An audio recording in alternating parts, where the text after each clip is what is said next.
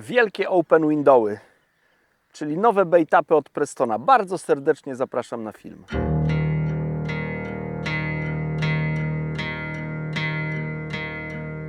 Bait-up, jak sama nazwa wskazuje, to jest koszyczek do nęcenia lub do donęcania. Muszę przyznać, że ja bardzo długo czekałem. No to było jedno z moich życzeń kiedyś tam, jak rozmawialiśmy w Prestonie, co można nowego zrobić. No to jedno z moich życzeń było takie, żeby powstał właśnie open window w wersji bait-up.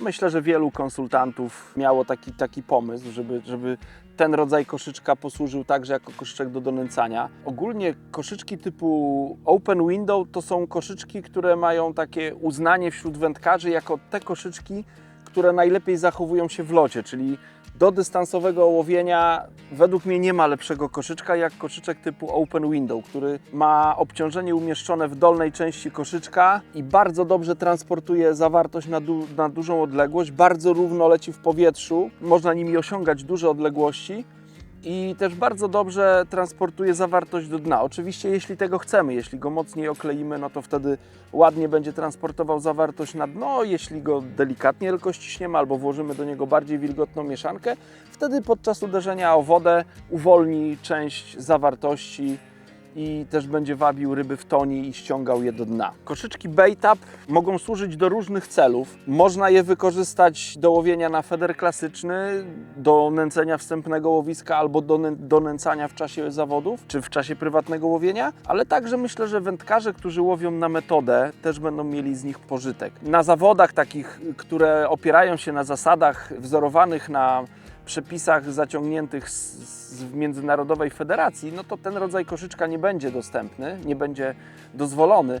Natomiast podczas każdych innych zawodów, metod federowych na pewno te koszyczki będą dozwolone, nie mówiąc już o prywatnym wędkowaniu, gdzie na pewno będzie można je używać. Koszyczek ma pojemność mniej więcej, no bo nie jestem w stanie określić dokładnej pojemności tego koszyczka, ale z tego, co udało mi się obliczyć, to mają pojemność około 63 ml. 63 ml, tak żeby mieć jakiś punkt odniesienia, to jest mniej więcej, troszkę mniej jak połowa takiej szklanki, czyli taka szklanka maksymalna, szklanka dla tych, co nie startują w zawodach, to może być takie nowe określenie, natomiast szklanka to jest określenie zawodnicze koszyczka, który służy do nęcenia. To jest koszyczek, który ma wymiary 5 na 7 cm, więc taka pełnowymiarowa szklanka ma pojemność około 130, tam nie wiem, 5 czy 7 ml, więc ten koszyczek, no można z jakąś tam dużą dokładnością przyjąć, że to będzie około połowy szklanki, taki jeden koszyczek transportuje.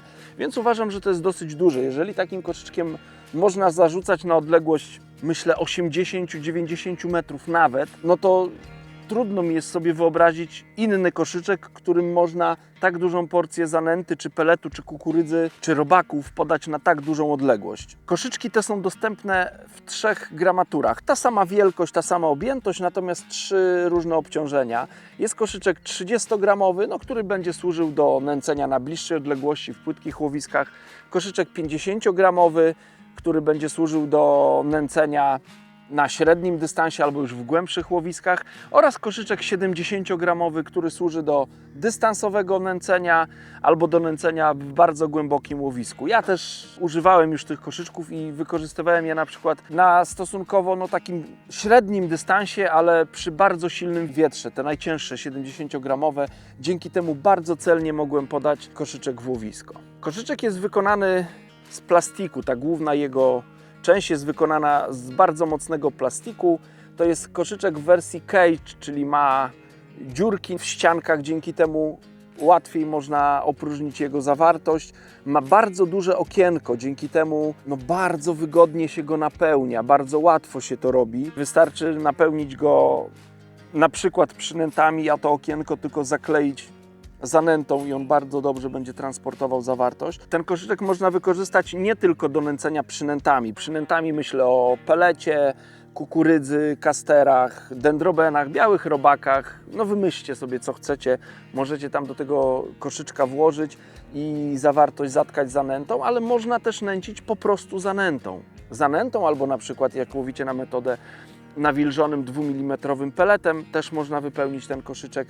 Ja też próbowałem w ten koszyczek włożyć taką bardzo mokrą zanętę, która gdy koszyczek uderza o dno, tworzy w wodzie chmurę i zarzucałem ten koszyczek chyba na 60 parę metrów. No i udało mi się zarzucać ten koszyczek na tą odległość. Nie było takiego efektu, że podczas szarpnięcia zawartość tego koszyczka znalazła się na moich plecach. Wszystko leciało tam, gdzie powinno polecieć.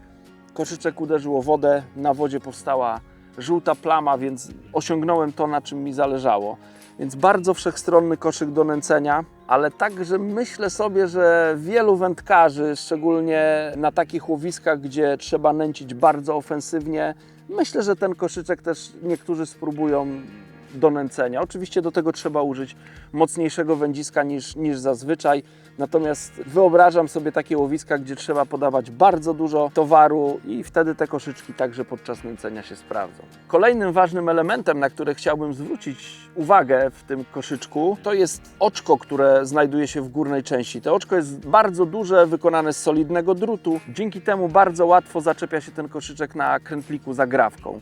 Dno w tym koszyczku jest ustawione pod lekkim kątem. Dzięki temu, jak wykonamy szarpnięcie, to ta zawartość jest bardzo płynnie wypychana z tego koszyka. Tu nie ma żadnego rantu, więc jeżeli szarpniemy, to w górnej części są otwory, przez które wpływa woda pod jakimś tam ciśnieniem, które wytwarzamy pociągając za linkę i to ciśnienie wody wypycha zawartość bardzo gładko z tego koszyczka. W związku z tym, że koszyczek ma dosyć dużą objętość i ma też odpowiednią masę, szczególnie te cięższe koszyczki 50-70, raczej nie nadaje się do zamontowania na takim, powiedzmy, tradycyjnym wędzisku, którym się łowi. Ja wolałbym do nęcenia i to stosuję. Do nęcenia wykorzystuję taką wędkę, powiedzmy, o jakąś tam półkę wyżej, jeśli chodzi o moc, niż zastosowałbym normalnie.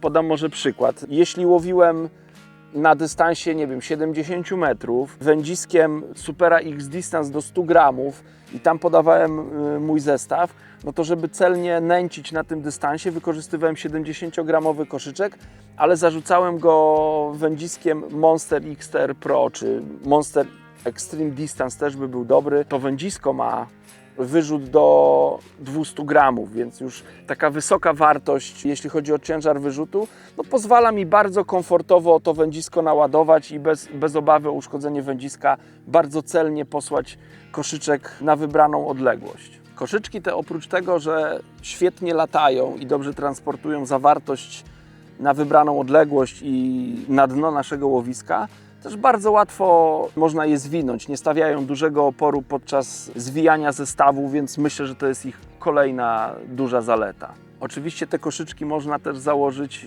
zamiast do wędziska takiego troszkę mocniejszego niż zazwyczaj stosujecie, po prostu do wędziska, które stosujecie do nęcenia i one też bardzo dobrze będą latać i transportować to, co chcecie podać w wasze łowisko.